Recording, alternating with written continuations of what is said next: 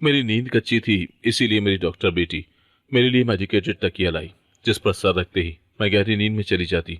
मगर जब सुबह उठती तो बदन थका थका सा होता और हर कोई मुझे अजीब सी नजर से देखता। एक दिन कमरे में कैमरा लगाया और जब सुबह वीडियो देखी तो रूह लरज उठी। आज फिर मुझे अपने वजूद से बू आ रही थी। मैं परेशान कुन हालत में हेमन को बताना चाहती थी, मगर मारे शर्मिंदगी के मैं कुछ कह नहीं पा रही थी। ऐसा नहीं था कि मैं सफाई पसंद नहीं थी, मगर फिर भी वो मुझे जीने नहीं दे रही थी। मैं घर से बाहर निकलती थी, लोग अपनी नाक पर पल्ला रख लेते थे। मैं अंदर ही अंदर शर्मिंदगी महसूस करती थी। मैंने घर से बाहर निकलना ही छोड़ दिया था।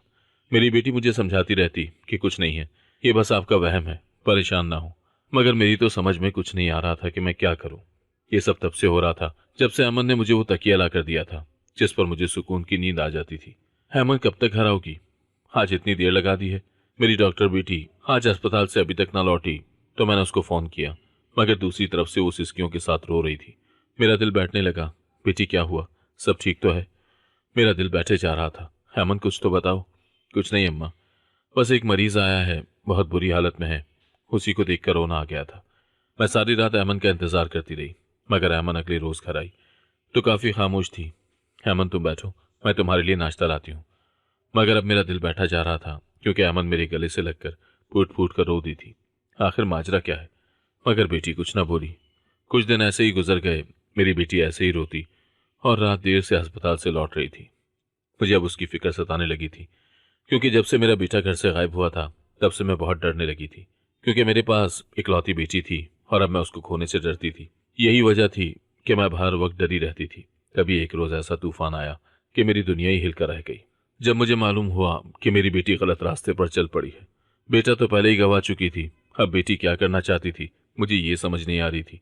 तभी उसका राज मालूम करने के लिए उस पर नजर रखने लगी। मगर जो मैंने मंजर देखा, मेरे रोंगटे खड़े हो गए, क्योंकि मेरी बेटी एक मेरा नाम बिल्किस है और मैं पिछले 5 सालों से बेवा हूँ। शादी से पहले कभी सोचा ही नहीं था कि मुझ पर इतने इम्तहानात भी आएंगे, इतनी आजमाइशें झेलनी पड़ेंगी। क्योंकि शादी से पहले मैं अपने अम्मा अब्बा की लाडली इकलौती बेटी थी। जो भी ख्वाहिश करती वो मुंह से निकालने से पहले ही पूरी हो जाती। तो सोने का चम्मच मुंह में लेकर पैदा हुई थी मैं। हर तरफ से बस बहारें ही बहारें थी। और फिर वो कहते हैं ना, औरत के नसीब उसकी शादी के बाद ही पता चलता है। मेरे साथ भी ऐसा ही हुआ था। अम्मा अब्बा ने रिश्ता अच्छा देखकर मेरी शादी सुफियान के साथ कर दी। सुफियान 2 भाई थे। अम्मा अब्बा का बहुत अर्सा पहले इंतकाल हो चुका था और बड़ा भाई भी शादीशुदा था। शादी के बाद वो और सुफियान अलग अलग रहने लगे थे। सब कहने लगे कि शादी से पहले तो बहारें थी, अब तो हर तरफ खुशहाली ही खुशहाली है। अम्मा मुझे हर वक्त कहती रहती कि खुद पर दम करती रहा करो, कब नजर लग जाए कुछ पता ही नहीं चलता। और मैं अम्मा को कहती, अम्मा ये सब क्या पुराने जमाने की बातें करती रहती हैं, अब ऐसा कुछ नहीं होता। भला मुझे किसने नजर लगानी है, सब तो मेरे अपने हैं। मगर अम्मा कहती, अपनों की नजर लगती है, गैरों को भला हमसे क्या सरोकार। मेरी शादी बहुत धूमधाम से हुई। शादी के कुछ अरसा ही गुजरा था जब मुझे मालूम हुआ कि मैं हामला हूँ। अल्लाह ताला ने मुझे बेटा अता किया था।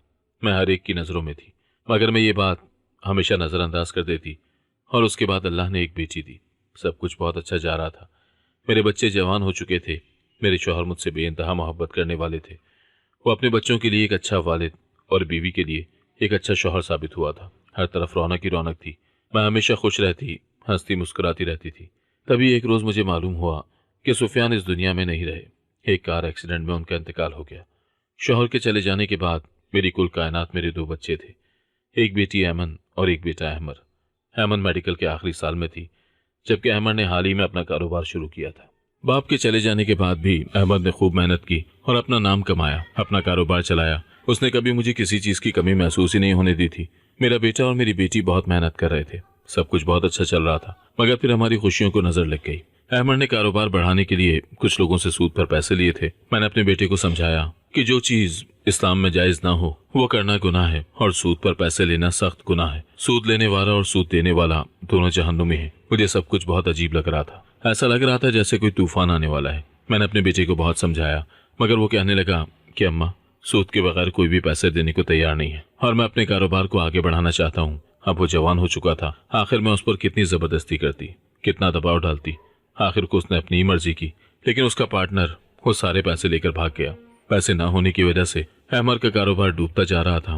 वो हर वक्त परेशान रहने लगा। मैंने उसे समझाया कि अब जो होना था सो हो गया। अब कुछ ऐसा करो जिससे कर्जदारों का कर्ज भी अदा हो जाए और तुम्हारा कारोबार भी दोबारा से चल पड़े। कभी ज्यादा के लालच में गलत रास्ता इख्तियार न करो, क्योंकि ना तो लालच पूरी होती है और ना ही जरूरत। अहमद पर लाखों का कर्जा था। जिस रोज का अहमद ने वादा किया वो तारीख गुजर चुकी थी। कर्जखा हमारे घर के चक्कर लगाने लगे और अहमद को जान से मारने की धमकियां देने लगे। हम सब बहुत परेशान थे। एक रोज अहमद परेशानी में घर से निकला और फिर कभी वापस नहीं लौटा। सारा दिन गुजर चुका था, मैं तो बस उसका रास्ता ही देखती रह गई। न जाने वो कहाँ था, मैं कुछ नहीं जानती थी। मेरा और अहमद का अब इस दुनिया में और कोई नहीं रहा था। मैं और अहमद दिन रात अहमद को ढूंढते। अहमद की पढ़ाई का भी बहुत हर्ज हो रहा था। हफ्ता गुजर चुका था मगर अहमद का कोई अता पता नहीं था। एक रोज दरवाजा बजा तो मैंने अहमद को दरवाजा खोलने भेजा, मगर अहमद दरवाजे पर जाते ही चीखने लगी। मेरा तो दिल दहल गया। मैं भागते हुए अहमद के पास आई तो बाहर बहुत से लोगों ने हाथों में मुख्तलिफ औजार पकड़े अहमद को तलाश कर रहे थे। मेरी आंखों से आंसू बहने लगे। मैंने जल्दी से अहमद को अंदर किया और दरवाजा बंद कर दिया, मगर मुसलसल दरवाजा बजता ही जा रहा था। मुझे तो अब खौफ महसूस होने लगा था। मैंने जल्दी से अपने जेठ को फोन मिलाया तो उन्होंने ये कहते हुए फोन बंद कर दिया कि भाभी, आपके घर का मसला है।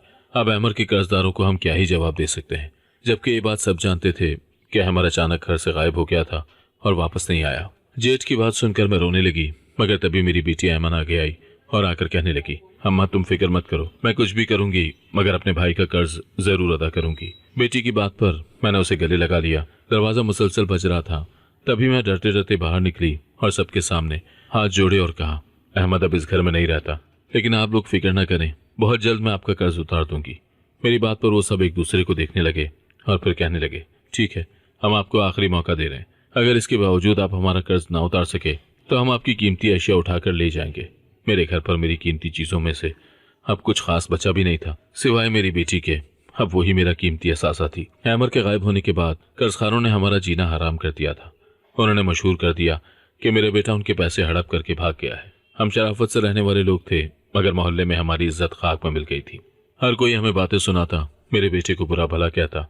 अब तो कोई हमें उधार देने को भी तैयार ही नहीं था। मैं गली से गुजरती तो लोग मुझे अजीब नजरों से देखते थे। मैं घर आकर बेतहाशा रोती कि आखिर क्यों हमारे साथ ये सब हो रहा है। मैंने अपना जेवर और घर का कीमती सामान बेचकर कुछ लोगों का मुंह बंद किया, मगर बेटे का गम मुझे अंदर ही अंदर खोखला कर रहा था। मैं और अहमद हर वक्त उसकी तलाश में लगे रहते थे। मैं सारा दिन दरवाजे पर नजरें जमाए रखती। ऐसा महसूस होता था जैसे अभी दरवाजा बजेगा और मेरा अहमद घर आ जाएगा, मगर ऐसा नहीं था। मैं रातों को जाग जाग कर दुआएं मांगती कि मेरा बेटा जहां भी हो खैरियत से हो, मगर वो कहते हैं ना कि कभी कभी दुआ आखिरत के लिए रख ली जाती है। मेरे साथ भी ऐसा ही हो रहा था। अहमद ने इन हालात में मेरा बहुत साथ दिया था।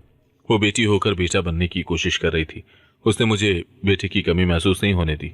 मेरी खातिर उसने अपनी सेहत का भी ख्याल ना रखा। बस हमेशा यही कहती, अम्मा तुम परेशान मत हो, सब ठीक हो जाएगा, मैं हूं ना, सब ठीक कर दूंगी, बस अपना ख्याल रखा करो। मगर बेटे की जुदाई ने मेरी रातों की नींदें उड़ा दी थी।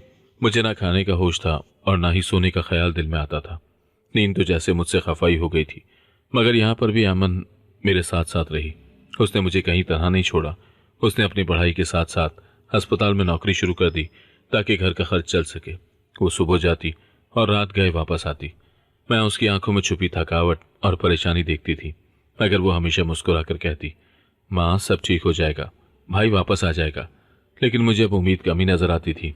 मोहल्ले वाले भी अब हमसे कतराने लगे थे और तरह तरह की बातें करने लगे थे। कभी कहते कि बेटी की कमाई खा रही है, तो कभी मेरे बेटे को चोर उचक्का कहकर मुझे तकलीफ पहुंचाते। अब तो मैं खुद को बेबस सा महसूस करने लगी थी। आखिर क्यों मेरे साथ ये सब हो रहा था? मैंने किसी का क्या बिगाड़ा था? मगर खुदा ने मेरी जिंदगी में आजमाइश लिखी थी, ऐसी आजमाइश जो शायद मुझे सारी जिंदगी बर्दाश्त करनी थी। बेटे की जुदाई और लोगों के तानों ने मेरी नींदें उड़ा दी थी। मैं कई कई रातें जाग कर गुजार देती, जिसकी वजह से मेरी तबीयत बिगड़ने लगी। मेरा ब्लड प्रेशर हाई रहने लगा और मैं चिड़चिड़ी हो गई।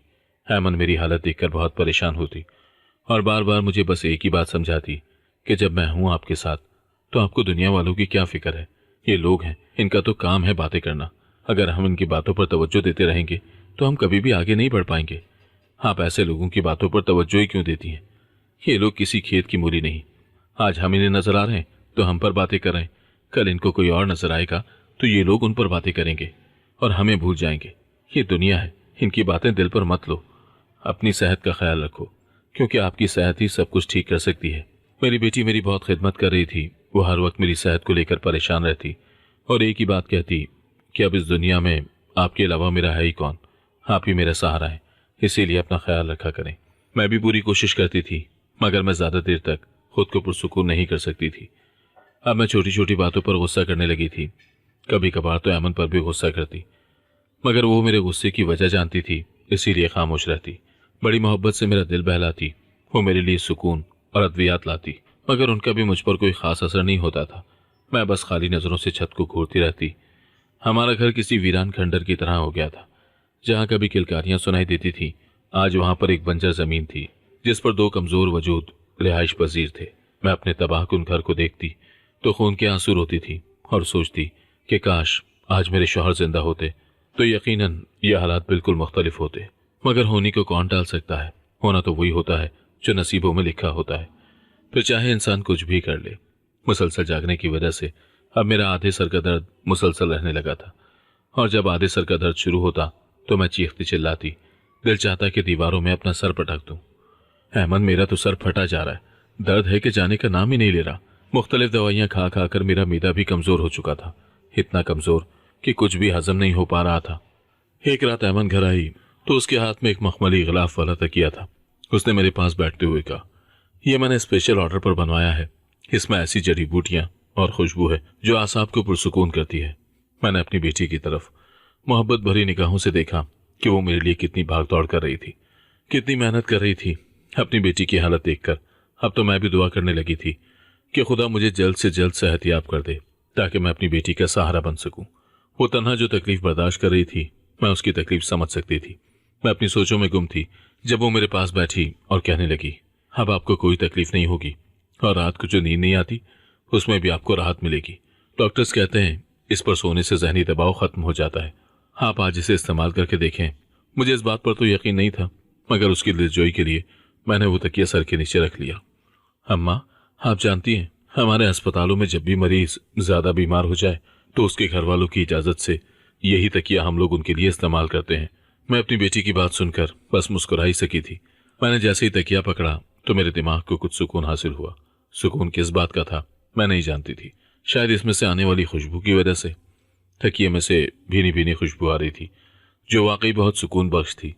सर रखते ही मुझे ऐसा महसूस हुआ जैसे मेरे दिमाग से बोझ उतर रहा हो, और फिर मुझे कुछ होश ना रहा। मैं इतनी गहरी नींद सोई कि मुझे इर्द गिर्द की कोई खबर ही ना रही। सुबह जब मेरी आंख खुली तो सूरज निकल चुका था और अहमद किचन में नाश्ता बना रही थी। मैं बहुत अरसे के बाद इतना सुकून से सोई थी। दिन इतनी जल्दी कैसे चढ़ गया?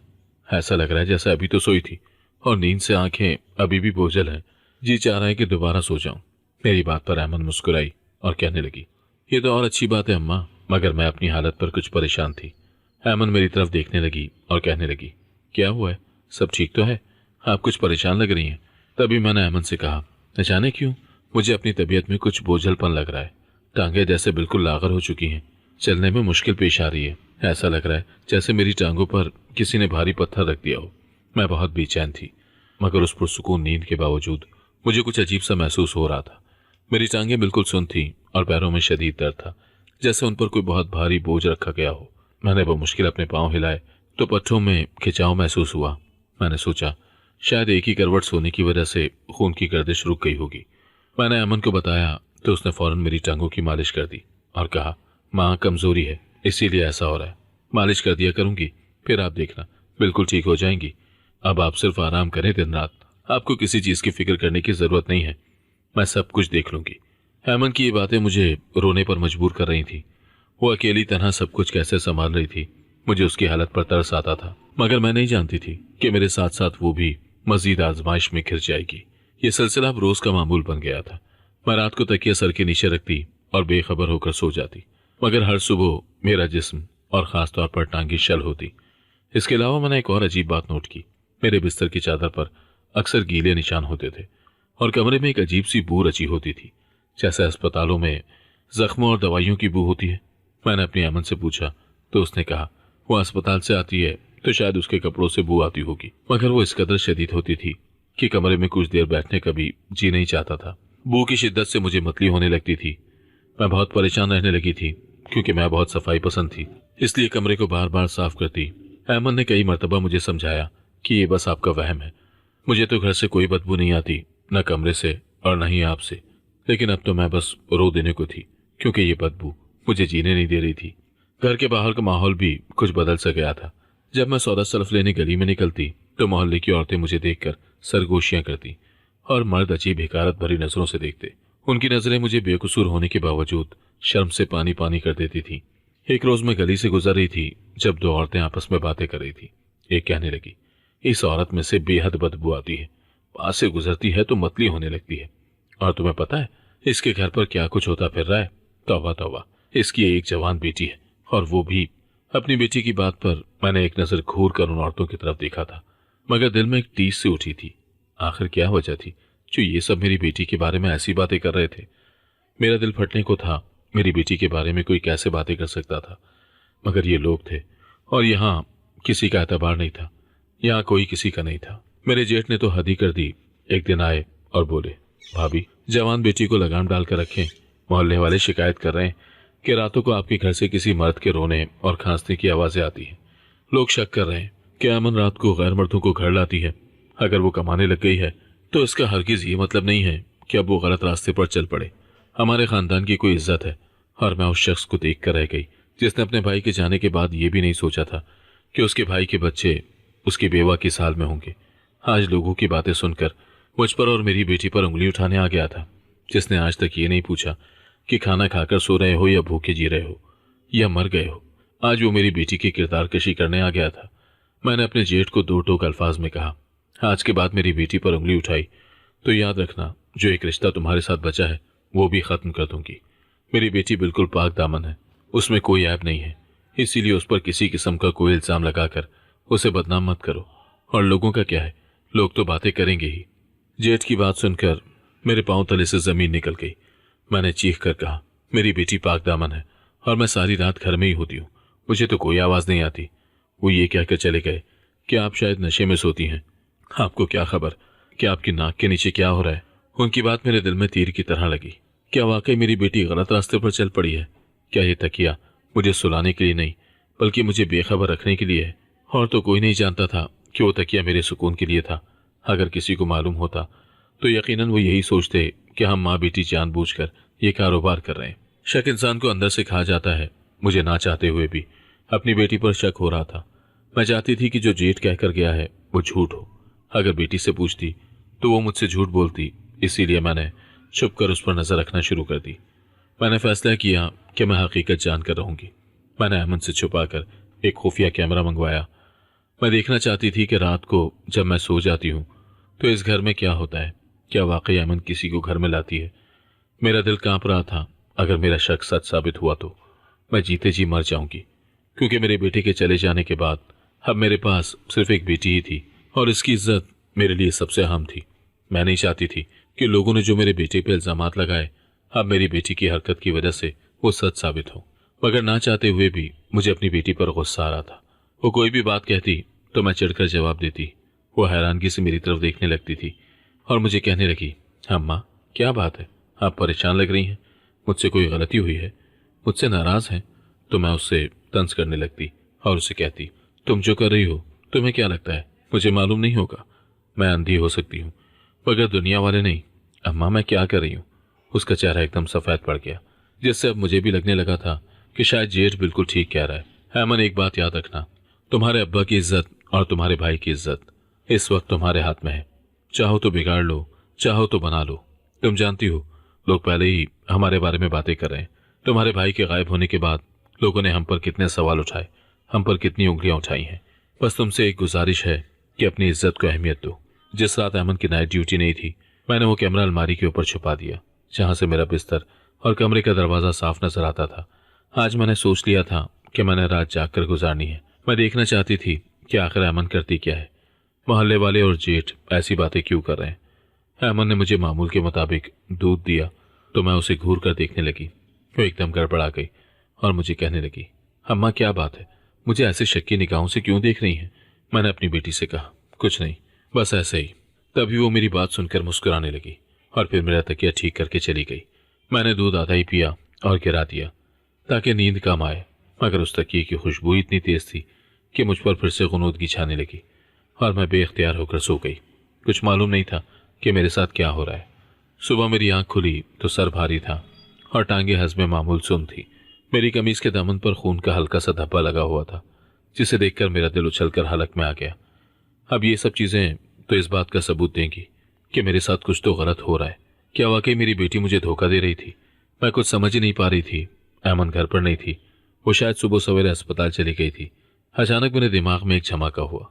मुझे याद आया कि मैंने रात को तो कैमरा लगाया था। मेरा दिल अजीब अंदाज में धड़क रहा था, जैसे अभी उछलकर बाहर आ जाएगा। मैंने कांपते हाथों से कैमरा उतारा, उसकी रिकॉर्डिंग देखने लगी। वीडियो प्ले होना शुरू हुई। 2 घंटे तो बस मैं सोती हुई नजर आई। मुझे लगा कि सब झूठ बोल रहे हैं और शायद जेड भी मोहल्ले वालों की बातों में आकर मेरी बेटी पर इल्जाम लगा रहा है। मगर कुछ देर के बाद जो वीडियो में मैंने देखा वो मेरे लिए किसी कयामत से कम नहीं था। मुझे तो यकीन नहीं आ रहा था कि जो मैं देख रही हूँ वो हकीकत है या महज एक धोखा। मैं दिल में दुआएं कर रही थी कि किसी तरह कोई मुआवजा हो जाए और मैं नींद से जागूं और मुझे मालूम हो कि मैं कोई ख्वाब देख रही थी। इसमें कोई हकीकत नहीं थी। मेरे लिए ये किसी कयामत से कम नहीं था। मेरी बेटी वाकई किसी शख्स को घर के अंदर लेकर आ रही थी। आखिर ऐसा क्यों किया मेरी बेटी ने? फिर वीडियो में जो मंजर आया उसने मेरे रोंगटे खड़े कर दिए। रात के 2 बजे ऐमन कमरे का दरवाजा खोलकर अंदर आई। वो अकेली नहीं थी, वो एक व्हीलचेयर को धकेल रही थी जिस पर एक हड्डियों का ढांचा बना शख्स बैठा था। उस शख्स का पूरा जिस्म पट्टियों में लिपटा हुआ था और चेहरा जला हुआ था। ऐमन उसे बड़े एहतियात से मेरी चारपाई के करीब लाई। मैं वीडियो में मौजूद शख्स को देख नहीं पा रही थी। वो कौन था मुझे कुछ समझ नहीं आ रही थी, क्योंकि उसका चेहरा काफी खराब था, जो ठीक से दिखाई नहीं दे रहा था। मैंने वीडियो जूम करके उस शख्स का चेहरा देखने की कोशिश की तो मेरी चीख निकल गई। वो मेरा बेटा अहमर था। मेरे हाथ से फोन छूट गया। मुझे समझ नहीं आ रही थी कि मैं अपनी तकलीफ किससे बयान करूं। मेरा बेटा ऐसी हालत में, और ऐमन जो सब जानती थी, मगर उसने मुझे कुछ नहीं बताया। आखिर क्यों? मगर वो किस हाल में था? उसका आधा जिस्म झुलस चुका था और वो बेहिस्सो हरकत लग रहा था। ऐमन ने उसे सहारा देकर व्हीलचेयर से नीचे उतारा और मेरे कदमों में बिठा दिया। ऐमन ने अपना जला हुआ चेहरा मेरे पांव पर रख दिया और फूट फूट कर रोने लगा, मगर उसके मुंह से आवाज नहीं निकल रही थी। वो बेआवाज रो रहा था। वीडियो में नजर आ रहा था कि ऐमन मेरे पांव को चूम रहा था और अपने जख्मी हाथों से मेरी टांगों को थामे हुए था। वो बार बार अपना सर मेरी टांगों पर मारता, जैसे माफी मांग रहा हो। ऐमन साइड पर खड़ी रो रही थी, उसके जख्मों की मरहम पट्टी कर रही थी। तभी मुझे समझ आया कि सुबह मेरी टांगें क्यों सुन्न होती थी, क्योंकि मेरा बेटा सारी सारी रात अपना बोझ मेरी टांगों पर डालकर मुझसे लिपटा रहता था और दवाई के नशे में मुझे महसूस नहीं होता था। बिस्तर पर वो गीले निशान उसके आंसुओं के थे और वो बू उसके जख्मों की थी। अगर ऐमन अहमर को घर लेकर आई थी तो वो कहाँ पर था? आखिर ऐमन ने अहमर को कहाँ रखा होगा? बस यही बातें मेरे दिमाग में घूम रही थी। अगर वो घर में था तो घर के कौन से हिस्से में होगा? तभी अचानक मुझे वो स्टोर रूम याद आया जहां पर अक्सर मेरी बेटी जाया करती थी। मैं सोचती कि शायद वो कोई काट कबाड़ फेंकने जा रही है, लेकिन उसकी चाबी हमेशा ऐमन के पास होती थी। कई मरतबा मैंने कबाड़ फेंकने के लिए स्टोर रूम की चाबी मांगी तो उसने कह दिया कि मैं स्टोर रूम की चाबी आपको नहीं दूंगी, अलबत्ता आप कबाड़ यहीं पर रख दें, मैं खुद रख दूंगी। आप भला वहां जाकर क्या करेंगी? मैं सोचती कि शायद मेरी बेटी मेरा एहसास करते हुए मुझे ये कह रही है, मगर मैं नहीं जानती थी कि स्टोर रूम में इतना बड़ा राज छुपा रखा है। तभी मैं जल्दी से भागते हुए अपने बेटे की तलाश में मारी मारी फिर रही थी। मैं दीवानों की तरह उठी और घर के पिछले हिस्से में मौजूद स्टोर रूम की तरफ भागी, जिसकी चाबी हमेशा अमन अपने पास रखती थी। आज मैंने वो ताला ईंट मारकर तोड़ दिया।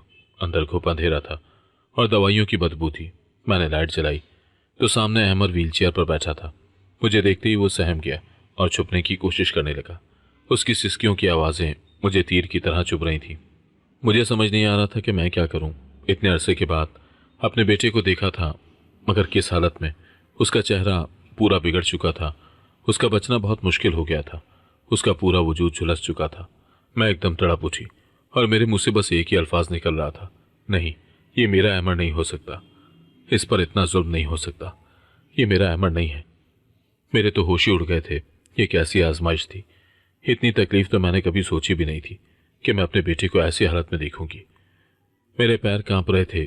मेरे लिए एक एक कदम उठाना मुश्किल हो रहा था।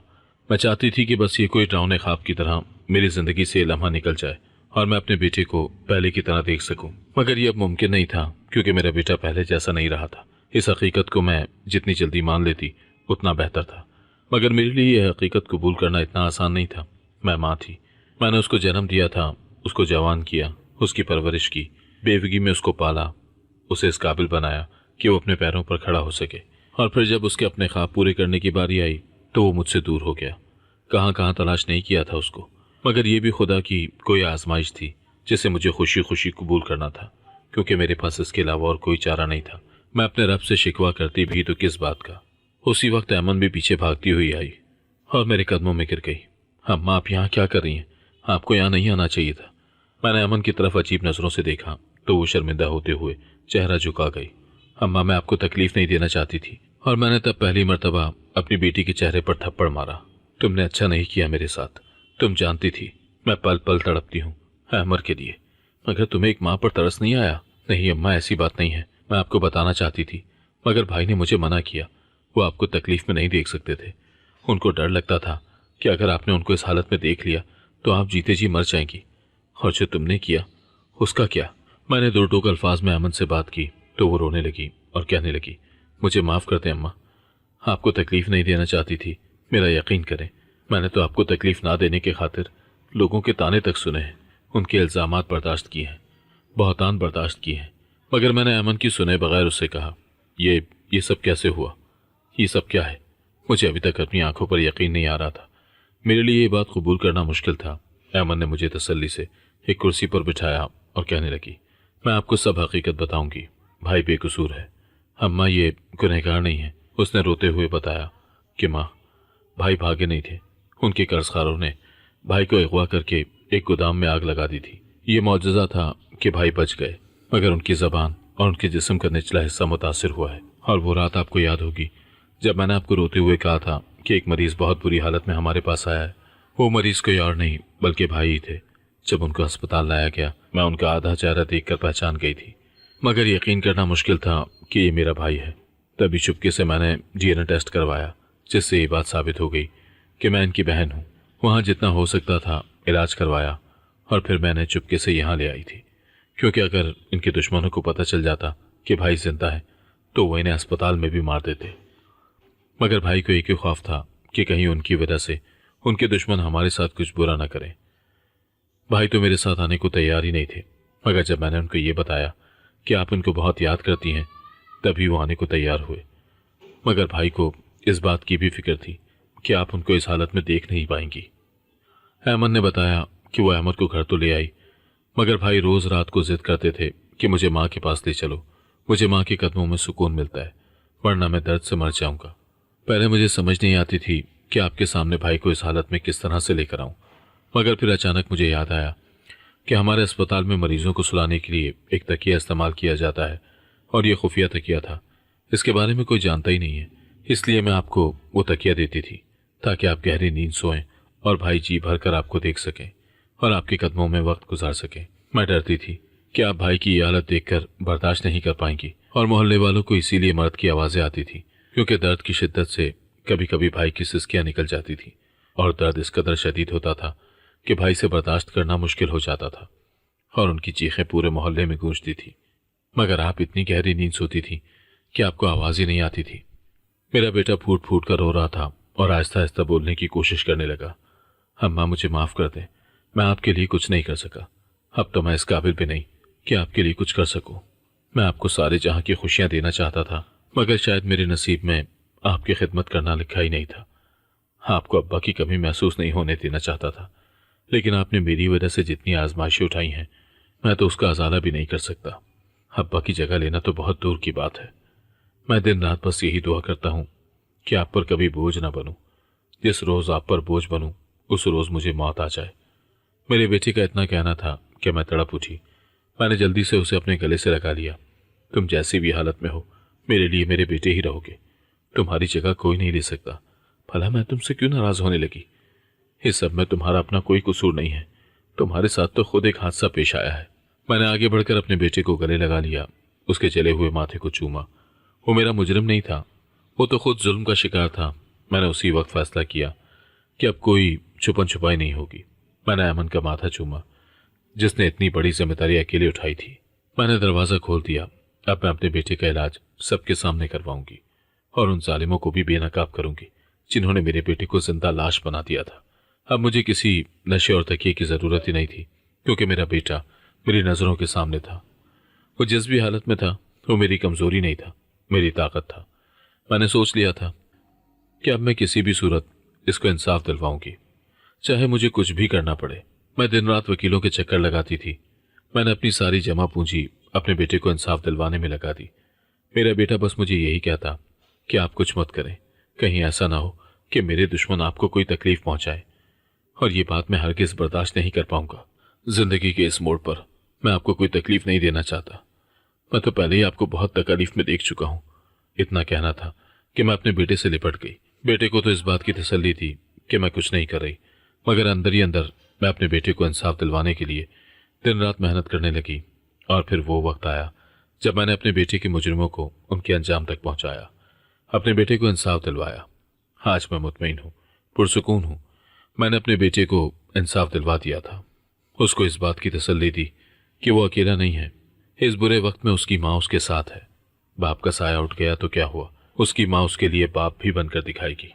एक माँ में इतनी ताकत तो होती है कि वो अकेली अपनी औलाद के लिए लड़ सकती है। वो मोहल्ले वाले जो हम पर कभी बातें करते थे, हम पर ताने कसते थे, आज हमारे खैर खा बने फिर रहे हैं। मेरा जेठ मेरी खैर खबर रखने लगा था। उसे अब इस बात का एहसास हुआ था कि दुनिया बहुत मतलबी है।